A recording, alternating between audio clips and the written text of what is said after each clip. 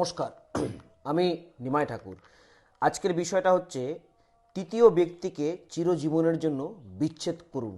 আমি যে উপায়টি বলবো, যদি মনোযোগ সহকারে শুনে সম্পূর্ণ ভিডিওটি দেখে হুটোপাটা না করে টোটকাটি করেন, অবশ্যই আপনার জীবন থেকে তৃতীয় ব্যক্তি বিচ্ছেদ হতে বাধ্য হবে। এতটাই পাওয়ারফুল এবং শক্তিশালী টোটকা। বহুজনকে দিয়েছি আমি। অনেকেই বলেছে আমাকে তৃতীয় ব্যক্তিকে বিচ্ছেদ করার জন্য ফোন করেছে, অনেকে কমেন্টসও করেছে।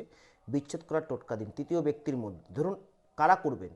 যাদের সম্পর্ক বা রিলেশনশিপের মধ্যে তৃতীয় ব্যক্তি প্রবেশ করেছে, খুব ভালো রিলেশন ছিল, সেটা বিচ্ছেদ হয়ে গেছে। স্বামী স্ত্রীর মধ্যে সম্পর্কটা তৃতীয় ব্যক্তির কারণে অন্য সম্পর্ক এসে সেটাকে নষ্ট করে খারাপ করে দিয়েছে, তারাই এই টোটকাটি অবশ্যই করবেন। কোন দিন করবেন?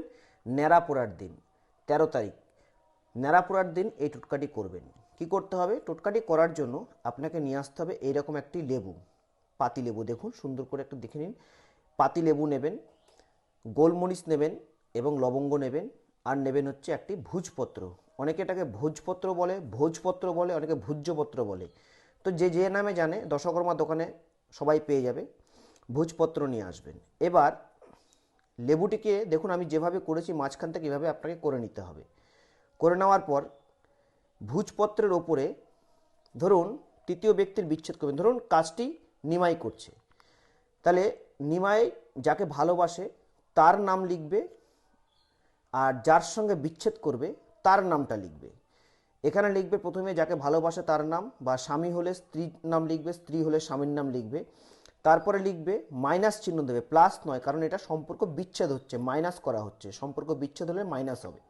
মাইনাস চিহ্ন দিয়ে এখানে লিখবে অপরজনা, তৃতীয় ব্যক্তির নাম, ঠিক অপোজিটও সেমভাবে লিখে নেবে।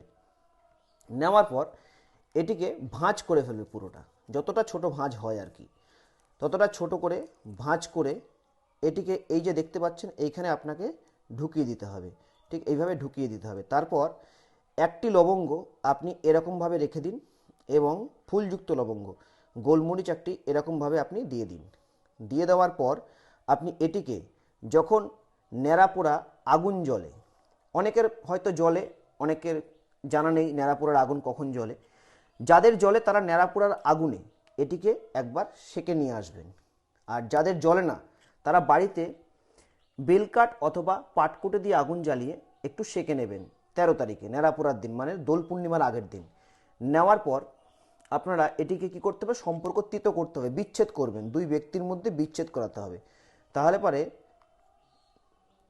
বিচ্ছেদ করার জন্য একটু নিম পাতার রস অথবা সামান্য একটু কালমেঘ পাতার রস আপনারা জোগাড় করে একটা বাটিতে নিয়ে তার মধ্যে লেবুটিকে চুবিয়ে দেবেন। যদি নিম পাতা বা কালমেঘ পাতার রস বাড়ির বউরা যদি করেন, না পারেন, যারা পারবেন তারা তো অবশ্যই করবেন, না পারলে একটা বাটিতে সিঁদুর নিয়ে তার মধ্যে চুবিয়ে রাখবেন।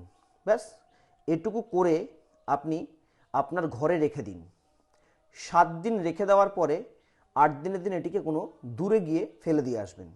দেখবেন তৃতীয় ব্যক্তি সম্পর্কের থেকে রিমুভ হয়ে গেছে। আপনাদের সম্পর্কটা সুন্দর এবং মধুময় হবে। দেখবেন